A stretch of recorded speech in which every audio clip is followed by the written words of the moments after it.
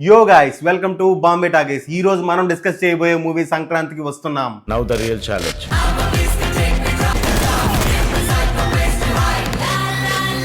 దయచేసి మీ పెళ్ళాలకు మాత్రం ఆ ఫ్లాష్ బ్యాక్లు చెప్పకండి. ఈ సంక్రాంతికి వస్తున్న మూవీని వరల్డ్ వైడ్ గా 42 కోట్లకు అమ్మారు. అది ఏపీ తెలంగాణలో అయితే ఈ సినిమాను 33 కోట్లకు అమ్మారు. సో 42 కోట్ల కంటే ఎక్కువ ఈ సినిమా కలెక్ట్ చేస్తే ఈ సినిమా హిట్ అని అర్థం. మరి ఈ రోజు డిస్కస్ చేద్దాం ఈ సినిమా ఎంత వరకు పర్ఫామ్ చేసిందో. ముందుగా ఈ వీడియో చూసే వాళ్ళు ఎవరైనా సబ్స్క్రైబ్ చేయకుండా ఉంటే ప్లీజ్ డూ సబ్స్క్రైబ్. అది నాకు ఎంతో హెల్ప్ అవుతుంది ఫర్ గోయింగ్ ఫార్వర్డ్. ఇక కథ విషయానికి వస్తే, ఒక ఎన్ఆర్ఐ తన కంపెనీ ప్రాజెక్ట్ గురించి ఇండియాకి వస్తాడు. అలా ఇండియాకి వచ్చిన ఎన్ఆర్ఐని బీజు పాండే అనే రౌడీ కిడ్నాప్ చేస్తాడు. జైల్లో ఉన్న తన అన్న పప్పా పాండేని రిలీజ్ చేస్తే తప్ప ఈ ఎన్ఆర్ఐని వదలను అని ఆ రౌడీ డిమాండ్ చేస్తాడు. సో గవర్నమెంట్ ఈ విషయాన్ని అన్అఫిషియల్ గా హ్యాండిల్ చేయడానికి ఎప్పుడో రిజైన్ చేసిన మన హీరో వెంకటేష్ ని వెతకడం స్టార్ట్ చేస్తారు. వెంకటేష్ ఆల్రెడీ పోలీస్ గా పనిచేస్తున్న మీనాక్షి చౌదరికి ఎక్స్ లవర్. సో గవర్నమెంట్ కి వెంకటేష్ ఆచూకీ తెలిసాక ఏం జరిగింది, మీనాక్షి చౌదరికి వెంకటేష్ కి మధ్య ఏం జరిగింది, మీనాక్షి చౌదరి రీఎంట్రీ వల్ల వెంకటేష్ కి తన భార్యకి వచ్చిన సమస్యలు ఏంటి, ఇలాంటి విషయాలన్నీ మనం స్క్రీన్ మీద చూసి తెలుసుకోవాల్సిందే. ఇక విశ్లేషణ విషయానికి వస్తే, ఇండియాకి వచ్చిన ఎన్ఆర్ఐ కిడ్నాప్ తో కథ మొదలవుతుంది.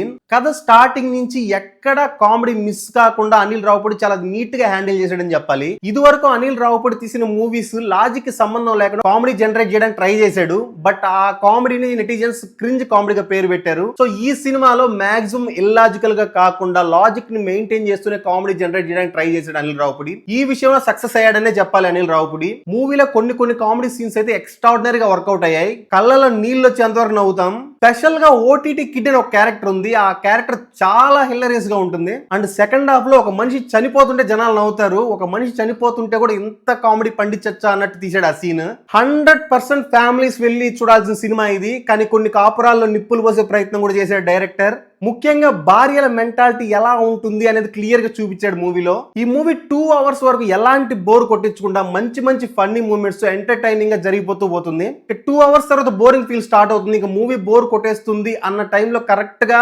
యాటిట్యూడ్ పొంగల్ సాంగ్ స్టార్ట్ అవుతుంది. నిజంగా ఊపు తెప్పించే పాట అది. ఇలాంటి సందడి తెప్పించే పాట, ఊపు తెప్పించే పాట వచ్చి చాలా రోజులైంది మన టాలీవుడ్ లో. ఈ సినిమాలో సాంగ్స్ కూడా ఒక స్పెషల్ ఇంపార్టెన్స్ ఉంది. స్పెషల్ గా Meenakshi Venkatesh love story explain చేసేది ఒక సాంగ్ రూపంలో ప్రజెంట్ చేశారు.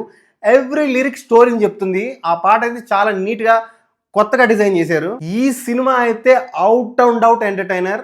ఈ సంక్రాంతికి ఈ మూవీ బ్లాక్ బస్టర్ అంతే. ఆల్రెడీ బుకింగ్స్ చాలా బాగున్నాయి ఈ మూవీకి.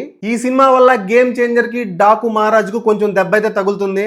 సో ఈ మూవీకి బాంబే టాక్స్ ఇస్తున్న రేటింగ్ 3.5 out of 5. సో ఈ సంక్రాంతి విన్నర్ సంక్రాంతికి వస్తున్న మూవీ. సో ఇది ఈ సినిమా విశేషాలు. వచ్చే మూవీ రివ్యూతో మళ్ళీ కలుసుకుందాం. Until then bye bye.